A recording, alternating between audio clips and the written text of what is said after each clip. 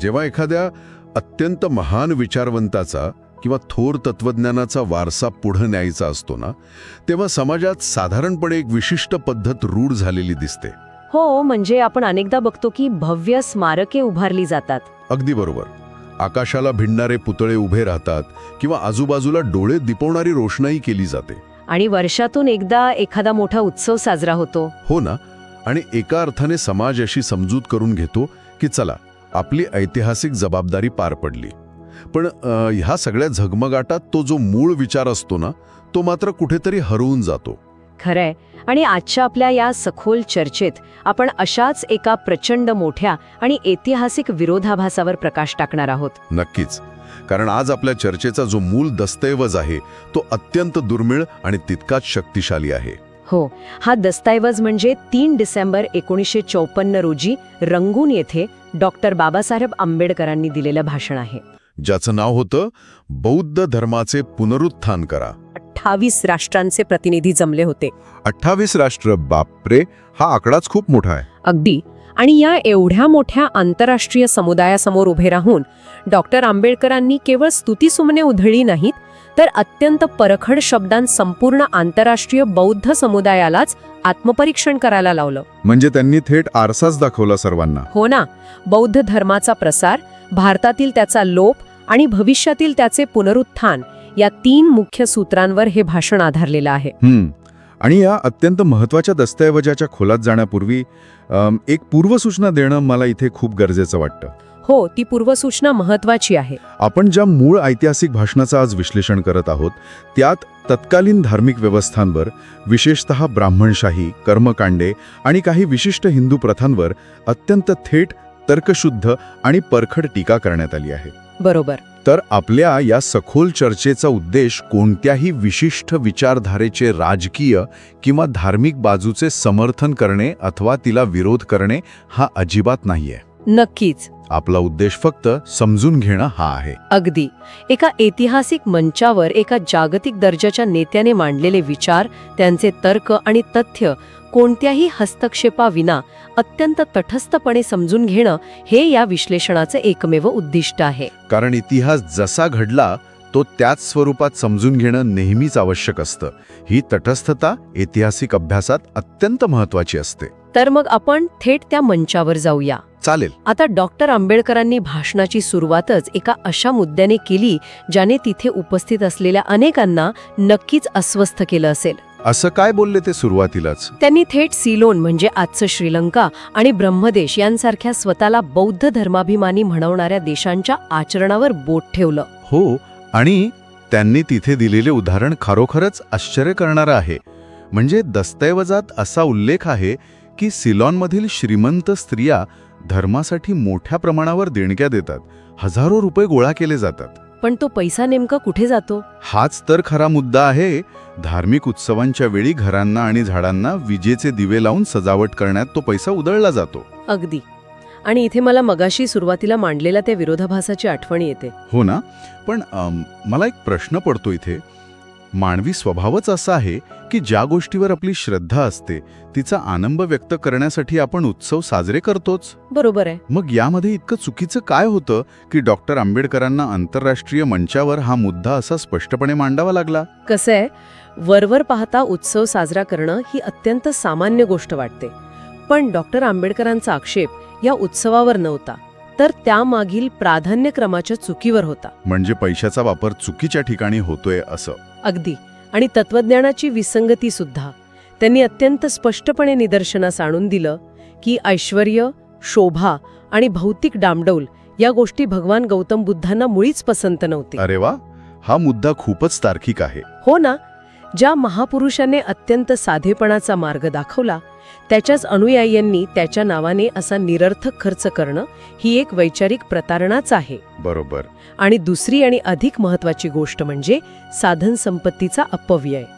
जेव्हा धर्मप्रसाराचे मोठे कार्य समोर असते तेव्हा हजारो रुपये क्षणिक रोषणाईवर खर्च करणं म्हणजे भविष्यातील एका मोठ्या संधीला मुकणे होय. म्हणजे त्यांचं म्हणणं असं होतं की हा पैसा फक्त वाचू नका, तर तो एका विशिष्ट कारणासाठी वापरा. नक्कीच. त्यांनी अतिशय व्यावहारिक आणि ठोस उपाय तिथे सुचवला. त्यांच्या मते घरावर दिवे लावण्याऐवजी तो पैसा धर्मप्रचाराच्या संस्था निर्माण करण्यासाठी वापरला गेला पाहिजे. संस्था निर्माण करण्यासाठी. हो, या संस्थांमार्फत महात्मा गौतम बुद्धांच्या शिकवणुकीचे बी पद्धतशीरपणे पेरले गेले पाहिजे. हे खूपच महत्वाचं आहे, कारण उत्सव साजरा केल्याने कदाचित एका दिवसाचा आनंद मिळेल, पण संस्थात्मक पातळीवर विचार रुजवले तर ते पिढ्यानपिढ्या टेकून राहतात. अगदी बरोबर. आणि ब्रह्मदेशातील लोकांबद्दलही त्यांनी हेच निरीक्षण नोंदवलं की जर त्यांनी या क्षणिक उत्सवांवर होणारा खर्च वाचवून योग्य ठिकाणी लावला तर अत्यंत अल्पावधीतच खऱ्या अर्थाने बौद्ध धर्माचा प्रसार करता येईल. म्हणजे विचारांचा प्रसार हा संस्थांमधून होतो, रोषणाईतून नाही, हे सूत्र त्यांनी इथे अगदी ठळकपणे मांडलं. हो, आणि हे स्पष्ट केल्यानंतर या भाषणाचा रोख एका अत्यंत संवेदनशील वळणावर येतो. डॉक्टर आंबेडकर आंतरराष्ट्रीय मंचावरून भारताकडे पाहतात. हा प्रश्न खूपदा विचारला जातो की ज्या भूमीत गौतम बुद्धांचा जन्म झाला तिथेच हा धर्म का लोप पावला. यावर आजही मोठं मंथन होतं. दस्तऐवजानुसार त्यांनी यामागे नेमकी कोणती कारणं मांडली आहेत? आंबेडकरांनी या प्रश्नाचं उत्तर देताना भारतातील तत्कालीन सामाजिक आणि वैचारिक रचनेचं अत्यंत सखोल विश्लेषण केलं आहे. दस्तऐवजात ते स्पष्ट करतात की भारतात ब्राह्मणांचे अनेक वर्षांपासून अबाधित वर्चस्व राहिलंय आणि या वर्चस्वाच्या अत्यंत प्रबळ रेट्यामुळे बौद्ध धर्म मागे पडला. पण इथे एक गोष्ट लक्षात घेण्यासारखी आहे बरं का. डॉक्टर आंबेडकर हे केवळ कारण सांगून थांबत नाही. मग ते पुढे काय म्हणतात? त्यांचा स्वतःच्या आणि बुद्धांच्या विचारधारेवर इतका प्रचंड विश्वास आहे की ते याच मंचावरून खुले आवाहन देतात. खुले आवाहन कोणाला? कोणत्याही निष्णात ब्राह्मणी पंडिताने बौद्ध धर्माच्या तत्वांवर त्यांच्याशी जाहीर चर्चा करावी आणि ते त्याचा पूर्णपणे पराभव केल्या वाचून राहणार नाहीत, असा अत्यंत ठाम आत्मविश्वास ते व्यक्त करतात. क्या बात आहे. इथे मला एका गोष्टीचं प्रचंड नवल वाटतं. म्हणजे प्राचीन काळात एका विचारधारेला संपवून दुसरी विचारधारा स्वतःचं वर्चस्व कसं प्रस्थापित करते हे समजून घेणं खूप रंजक आहे. खरंय, तो काही केवळ तलवारीच्या जोरावर झालेला बदल नसतो. हो, तो एक अत्यंत सूक्ष्म असा वैचारिक संघर्ष असतो. आणि या भाषणात डॉक्टर आंबेडकरांनी यज्ञातील गायीच्या बळीचा जो ऐतिहासिक संदर्भ दिलाय ना, तो खरोखरच धक्कादायक आणि मानवी तर्काला मुळापासून हदरवणारा वाटला मला. अगदी. तो युक्तिवाद बौद्ध तत्वज्ञानातील अत्यंत भेदक आणि तार्किक विचाराचं सर्वोच्च उदाहरण आहे. डॉक्टर आंबेडकरांनी बुद्धांच्या विचारधारेचं बौद्धिक सामर्थ्य दाखवण्यासाठी हे उदाहरण अत्यंत चपखलपणे वापरलं आहे. म्हणजे नेमकं काय होतं ते उदाहरण? दस्तऐवजानुसार प्राचीन काळी भारतात असा समज रूढ होता की यज्ञात गायीचा बळी दिल्याने माणसाला स्वर्गप्राप्ती होते. हां, समाजावर या कल्पनेचा प्रचंड पगडा होता तेव्हा. हो, आणि या प्रथेवर गौतम बुद्धांनी अत्यंत तर्कशुद्ध आणि बोचरा सवाल उभा केला, ज्याने तत्कालीन मानसिकतेला एक मोठा धक्काच दिला. तो सवाल असा होता की जर गायीचा बळी दिल्याने स्वर्गप्राप्ती लवकर होत असेल तर स्वर्ग मिळवण्यासाठी हे लोक आपल्या स्वतःच्या बापाचा बळी का देत नाहीत? अगदी हेच शब्द. बापरे, हे ऐकायला अत्यंत कठोर वाटतं, पण हा युक्तिवाद थेट वर्मी घाव घालणारा आहे.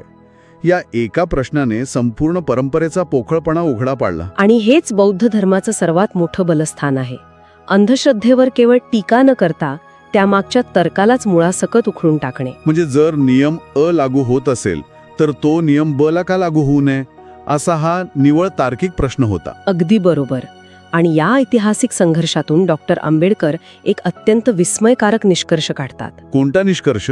ते म्हणतात की एकेकाळी स्वर्गप्राप्तीसाठी यज्ञ करणारे आणि प्राण्यांचे बळी देणारे लोकच आज गोहत्या प्रतिबंधक प्रचार करत आहेत. हा बदल कसा आणि का झाला?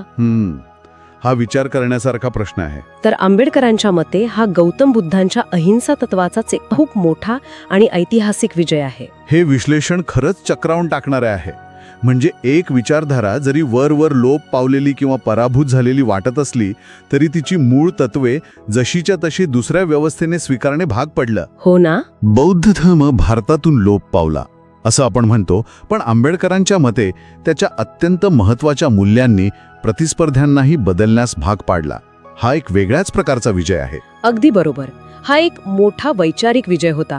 पण हा ऐतिहासिक संघर्ष समजावून सांगितल्यानंतर डॉक्टर आंबेडकर इतिहासात अडकून पडत नाहीत बरं का. म्हणजे ते वर्तमानाकडे वळतात. हो, ते अत्यंत वेगाने प्रत्यक्ष मानवी जीवनाकडे, आजच्या वास्तवाकडे वळतात. तत्कालीन धार्मिक व्यवस्थेतील गोंधळावर त्यांनी अत्यंत अचूक बोट ठेवलं आहे. हो, आणि या दस्तऐवजात त्यांनी त्यासाठी एक विशिष्ट शब्दप्रयोग वापरला आहे, खुळ्या कल्पना. हो, खुळ्या कल्पना. त्यांनी अत्यंत स्पष्टपणे म्हटलं आहे की भारतात हजारो देवदेवता निर्माण झाल्या आहेत आणि या इतक्या साऱ्या देवतांमुळे सामान्य माणसात एक प्रचंड मोठा गोंधळ निर्माण झाला आहे की नेमक्या कोणाच्या उपासनेने मोक्ष किंवा मुक्ती मिळेल, स्वर्ग. या सर्व संकल्पना मानवी नियंत्रणाबाहेरच्या आहेत. आणि त्यांना कोणताही प्रत्यक्ष पुरावा सुद्धा नाहीये. बरोबर. डॉक्टर आंबेडकरांचं म्हणणं असं आहे की सामान्य माणसाला या सिद्ध न करता येणाऱ्या संकल्पनांच्या जाळ्यात अडकवून ठेवल्याने त्याचं प्रत्यक्ष ऐहिक जीवन, त्याचं आजचं जगणं कसं सुधारेल. अगदी.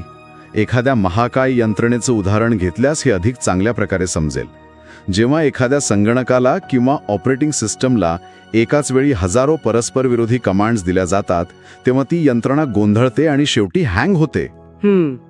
अगदी तसंच. समाजाचंही काहीसं तसंच झालं होतं. जेव्हा माणसासमोर मोक्षप्राप्तीचे असंख्य परस्पर विरोधी आणि गुंतागुंतीचे मार्ग असतात, तेव्हा समाजाची अवस्था अशीच दिशाहीन आणि हँग झाल्यासारखी होते. तो समाज एकजुटीने कधीच प्रगती करू शकत नाही. हे रूपक अत्यंत समर्पक आहे. एकाच दिशेने जाणारा समाजच प्रगती करू शकतो आणि म्हणूनच इथे बौद्ध धर्माचं वेगळेपण आणि त्याची उपयुक्तता अधोरेखित होते. बरोबर. डॉक्टर आंबेडकरांनी स्पष्ट केलं की बौद्ध धर्मात मरणोत्तर मोक्ष किंवा स्वर्ग अशा काल्पनिक गोष्टींना अजिबात स्थान नाही. त्याऐवजी सुखी आणि समाधानी मानवी जीवनासाठी याच पृथ्वीवर एक आदर्श समाज निर्माण करण्यासाठी बुद्धांनी 4 अत्यंत ठोस, स्पष्ट आणि व्यावहारिक आधारस्तंभ दिले आहेत. आणि ते 4 आधारस्तंभ कोणते आहेत? ते आहेत शुद्धाचरण, अहिंसा, समता आणि बंधुत्व. म्हणजे हे 4 स्तंभ स्वर्गात जाण्याचे मार्ग नसून पृथ्वीवरील आजचं जगणं अधिक सुंदर, न्याय्य आणि शांततापूर्ण बनवण्याची अत्यंत व्यावहारिक साधनं आहेत. नक्कीच. आणि डॉक्टर आंबेडकर रंगूनच्या त्या आंतरराष्ट्रीय मंचावरून अतिशय अभिमानाने आणि तितक्याच जबाबदारीच्या जाणीवेतून सांगतात की हीच तत्वे मी माझ्या 6 कोटी अनुयायांना सांगितली आहेत आणि ती त्यांना पूर्णपणे पटली आहेत. 6 कोटी अनुयायी हा आकडा खूप मोठा आहे. हो. आणि याचा अर्थ असा की ते फक्त एक सैद्धांतिक तत्वज्ञान सांगून थांबत नाहीत, तर एका विशाल जनसमुदायाला अंधश्रद्धेकडून तर्काकडे आणि काल्पनिक मुक्तीकडून प्रत्यक्ष व्यावहारिक जीवनाकडे नेण्याचं एक प्रचंड मोठं आणि जिवंत कार्य ते करत होते. खरंच खूप महान कार्य आहे हे. पण हे सर्व ऐकत असताना या दस्तऐवजाचा एक असा पैलू समोर येतो जो एका राजकारणी आणि संवाद सुधारक म्हणून डॉक्टर आंबेडकरांच्या अद्वितीय कौशल्याची साक्ष देतो. कोणत्या कौशल्याची? म्हणजे त्यांनी केवळ आपल्या अनुयायांना उपदेश केला नाही, त्यांनी भारतीय प्रजासत्ताकाच्या सर्वोच्च रचनेत या बौद्ध तत्वांची जी सांकेतिक आणि घटनात्मक पेरणी केली ना, तो भाग खरोखरच थक्क करणार आहे. हो, ते तर आहेच. एखाद्या विचारधारेला देशाच्या मुख्य प्रवाहात कसं आणायचं याचा हा एक मोठा वस्तुपाठ आहे. अगदी. कारण डॉक्टर आंबेडकर हे केवळ एक जननेते नव्हते, तर ते नव्याने स्वतंत्र झालेल्या भारताच्या राज्यघटनेचे मुख्य शिल्पकार होते. आणि या ऐतिहासिक भूमिकेचा वापर त्यांनी अत्यंत कुशलतेने आणि दूरदृष्टीने केला. म्हणजे त्यांनी नेमकं काय केलं? दस्तऐवजात त्यांनी अत्यंत अभिमानाने नमूद केलेल्या 3 प्रमुख घटना पाहण्यासारख्या आहेत. पहिली गोष्ट म्हणजे भारताच्या राज्यघटनेत पाली भाषेच्या उपस्थितीची त्यांनी जाणीवपूर्वक योजना करून ठेवली. अरे वा. पाली भाषा, जी गौतम बुद्धांच्या मूळ शिकवणुकीची आणि जनसामान्यांची भाषा मानली जाते, तिला थेट देशाच्या सर्वोच्च कायद्याच्या चौकटीत स्थान दिलं. होय. आणि दुसरी अत्यंत डोळ्यात भरणारी गोष्ट म्हणजे राष्ट्रपती भवनावर, ज्याला त्यावेळी राष्ट्राध्यक्षांचा राजवाडा म्हटलं जाई, त्यावर गौतम बुद्धांच्या शिकवणुकीतील पहिले चरण धम्मचक्र परिवर्तनाचे कोरले गेले. क्या बात है. खुद्द ब्रह्मदेशाचे अध्यक्ष डॉक्टर जी.पी. मालासेकर जेव्हा भारतात आले होते, तेव्हा भारताच्या राष्ट्रपती भवनावरचे हे धम्मचक्र पाहून त्यांनाही अत्यंत आश्चर्य वाटलं होतं. वाटणारच ना. एका अशा देशात जिथे बौद्ध धर्म अल्पमतात आहे, तिथे सर्वोच्च इमारतीवर त्याचं प्रतीक असणं ही मोठी गोष्ट होती. अगदी. आणि तिसरी जी सर्वांना परिचयाची आहे ती गोष्ट म्हणजे भारतीय संसदेच्या निशाणावर, म्हणजेच आपल्या राष्ट्रध्वजावर अशोक चक्र हे भारत सरकारचं प्रतीक म्हणून त्यांनी मान्य करून घेतलं. पण इथे एका प्रश्नाने मनात खूप मोठा गोंधळ निर्माण होतो. कोणता प्रश्न? हे सगळं जेव्हा घडत होतं तेव्हा संसदेत हिंदू, मुस्लिम, ख्रिश्चन, सीख आणि इतर अनेक धर्मांचे खासदार उपस्थित होते. नव्याने स्वातंत्र्य मिळालेला आणि धार्मिक फाळणीच्या जखमा ओलांडून आलेला तो देश होता. तरीही या सर्व प्रतीकांना संसदेत कोणीही विरोध कसा केला नाही? हे शक्य कसं झालं? हाच तर त्यांच्या राजकीय परिपक्वतेचा आणि बौद्धिक चातुर्याचा सर्वोच्च पुरावा आहे. या प्रश्नाचं उत्तर आंबेडकरांनी स्वतःच या भाषणात दिलं आहे. ते म्हणतात की इतके स्पष्ट आणि मुद्देसूद विवेचन मी पार्लमेंटमध्ये केले होते की या सर्वांचा मला विशेष विरोध झाला नाही. म्हणजे त्यांनी अत्यंत अभेद्य युक्तिवाद केला असेल तिथे. हो, त्यांनीही अत्यंत कुशल खेळी खेळली. त्यांनीही प्रतीके कोणत्याही विशिष्ट धर्माची किंवा संप्रदायाची म्हणून संसदेत मांडलीच नाहीत. मग कशी मांडली? त्यांनी ती भारताच्या प्राचीन, गौरवशाली आणि नैतिक मूल्यांची अखंड प्रतीके म्हणून मांडली. समता, न्याय, प्रगती आणि शांतता या वैश्विक मानवी मूल्यांशी त्यांनी अशोकचक्र आणि धम्मचक्राला जोडलं. ज्याला कोणताही विवेकी माणूस विरोध करूच शकत नाही अशी अभेद्य तार्किक मांडणी होती ती. अगदी बरोबर. हे खरोखरच अफाट राजकीय कौशल्य आहे. आणि या गोष्टी सांगून झाल्यावर आंतरराष्ट्रीय प्रतिनिधींसमोर ते अत्यंत सडेतोडपणे विचारतात की जमलेल्या 28 राष्ट्रांपैकी एखाद्या राष्ट्राने तरी असे काही केले आहे का? हा प्रश्न खूपच धारदार होता. हो ना? हा प्रश्न एकाच वेळी भारतीय असल्याचा अभिमान दर्शवणारा होता आणि स्वतःला बौद्ध म्हणवणाऱ्या पण केवळ उत्सव साजरा करणाऱ्या त्या राष्ट्रांच्या निष्क्रियतेवरील ती एक मोठी चपराक होती. बरोबर. पण डॉक्टर आंबेडकरांचं दृष्टिकोन इथेच थांबत नाही बरं का. देशाच्या ध्वजावर किंवा राष्ट्रपती भवनावर प्रतीके स्वीकारणे हा सर्वोच्च पातळीवरचा बदल झाला. पण एखादं तत्वज्ञान, विशेषतः समता आणि बंधुत्वाचं तत्वज्ञान तळागाळातील माणसांपर्यंत पोचवायचं असेल तर केवळ प्रतीके पुरेशी नसतात. मग त्यासाठी काय करावं लागतं? त्यासाठी एकच शाश्वत आणि मजबूत मार्ग आहे आणि तो म्हणजे शिक्षण. खरंय, कायद्याने आणि प्रतीकांनी एका राष्ट्राचा चेहरा बदलता येतो, पण त्या राष्ट्राचा आत्मा कसा बदलायचा? इथूनच या दस्तऐवजाचा पुढचा आणि अत्यंत महत्त्वाचा भाग सुरू होतो. शिक्षण हाच खरा धर्मप्रसार. दस्तऐवजानुसार संस्थात्मक बांधणीची जी गरज त्यांनी सुरुवातीला सिलोनच्या उदाहरणात मांडली होती ती त्यांनी स्वतः भारतात अंमलात आणली. त्यांनी मुंबईत सिद्धार्थ कॉलेज स्थापन केलं, जिथे त्या काळी तब्बल 2900 विद्यार्थी शिक्षण घेत होते. 2900 विद्यार्थी? केलं जिथे 500 विद्यार्थी होते. शिक्षण हे केवळ साक्षर करण्यासाठी नाही तर शहाणे करण्यासाठी असावे, हा त्यामागचा उद्देश होता. आणि या महाविद्यालयांच्या संदर्भात भाषणात एक अत्यंत नाविन्यपूर्ण आणि भन्नाट कल्पना मांडली आहे, जिने खरोखरच मला विचार करायला भाग पाडलं. निबंध स्पर्धेची कल्पना ना? अगदी तीच. डॉक्टर आंबेडकरांनी या विद्यार्थ्यांसाठी एक निबंध स्पर्धा आयोजित करण्याची योजना आखली होती. विषय होता गौतम बुद्धांचे चरित्र. आणि या स्पर्धेचं बक्षीस माहितीये? 1000 रुपये. बापरे. 1954 सालचे 1000 रुपये ही आजच्या काळात एक प्रचंड मोठी रक्कम मानली जाईल. ती रक्कम खरोखरच लक्षवेधी होती. पण या आर्थिक आमिषामागे एक अत्यंत सखोल मानसशास्त्रीय आणि सामाजिक उद्दिष्ट दडलेले होते. हो, कारण यातील सर्वात महत्वाची अट ही होती की ही स्पर्धा केवळ एका विशिष्ट धर्माच्या लोकांसाठी नव्हती. बरोबर. यात पारशी, मुसलमान, ख्रिश्चन, हिंदू अशा सर्व धर्मांतील विद्यार्थ्यांना भाग घेण्याची पूर्ण मुभा होती. यामागची रणनीती अत्यंत अचूक आणि प्रभावी वाटते. म्हणजे जेव्हा तरुण मुले केवळ त्या 1000 रुपयांच्या बक्षिसासाठी का होईना बुद्धांच्या चरित्राचा सखोल अभ्यास करतील, संदर्भ ग्रंथ वाचतील, तेव्हा ते समता आणि अहिंसेचे विचार आपोआप त्यांच्या मनात कुठेतरी झिरपतील. हो ना. विचारांची सक्ती न करता अभ्यासातून अत्यंत नैसर्गिकपणे होणारा हा धर्मप्रसार आहे. एखाद्या नव्या पिढीच्या मनात शांततेने क्रांती घडवण्याची यापेक्षा कोणती चांगली पद्धत असू शकते? हे अगदी अचूक विश्लेषण आहे.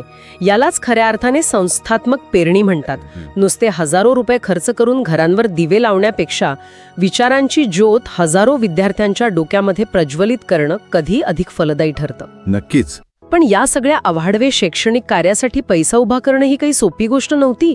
या कार्यासाठी भारत सरकारकडून 22 लाख रुपयांचं कर्ज घेतलं गेल्याचं त्यांनी या भाषणात नमूद केलं आहे. 22 लाख रुपयांचं कर्ज. आणि त्यावर त्यांनी एक मिश्किल विनोदही केला आहे, जो या दस्तऐवजात नोंदवला गेला आहे.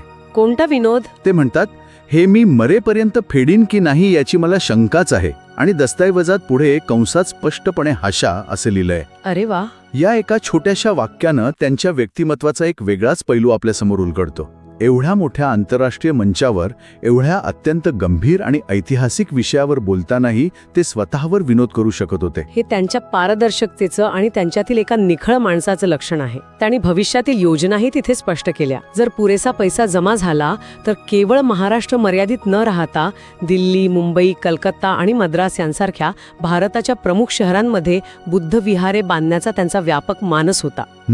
आपण आता या ऐतिहासिक दस्तऐवजाच्या अगदी अंतिम टप्प्याकडे आलो आहोत. संपूर्ण माहितीचा आणि विश्लेषणाचा अर्क काढताना डॉक्टर आंबेडकरांचा एक प्रचंड दृढ आणि अटळ निश्चय इथे समोर येतो. बरोबर. जगातील त्या 28 राष्ट्रांना ते अतिशय स्पष्टपणे आवाहन करतात की त्यांनी या कार्यासाठी आर्थिक सहाय्य करावे. पण त्याच श्वासात ते कोणत्याही लाचारीविना हेही स्पष्ट करतात की कोणी सहाय्य करो वा नको, ते आपला ठरलेला मार्ग आक्रमित राहणारच. ते कोणावरही अवलंबून राहणार नाहीत. ही त्यांची अफाट जिद्द होती.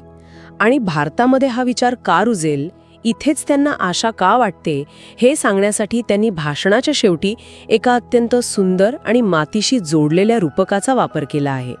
ते म्हणतात, शेतकरी जमिनीचा मजदूर पाहूनच तीत बी पेरतो. जमिनीचा मजदूर म्हणजे जमिनीचा पोत, तिची ओल किंवा तिची सुपीकता पाहणे. अगदी बरोबर.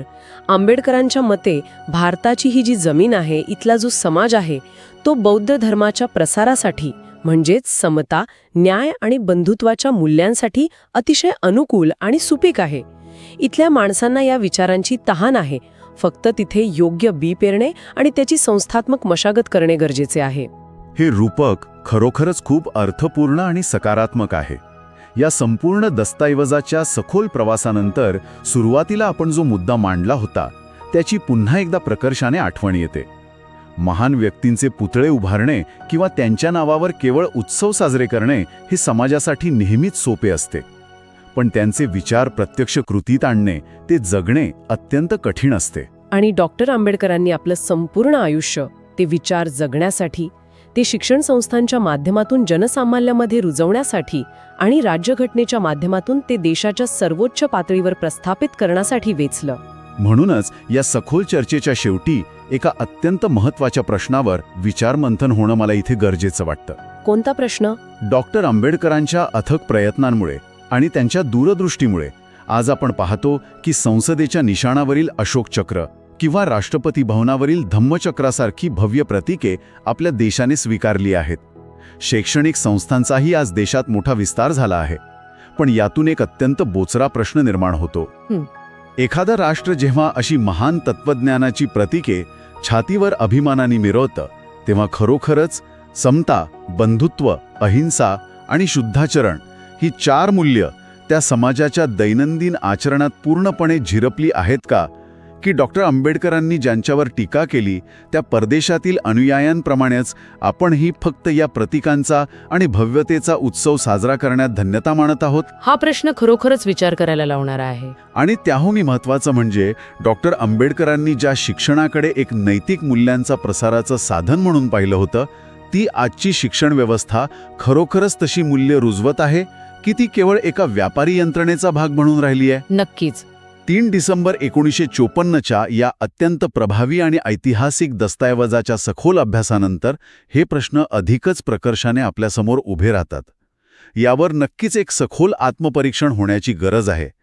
तर या नव्या विचारासह आजची आपली ही सखोल चर्चा आपण इथे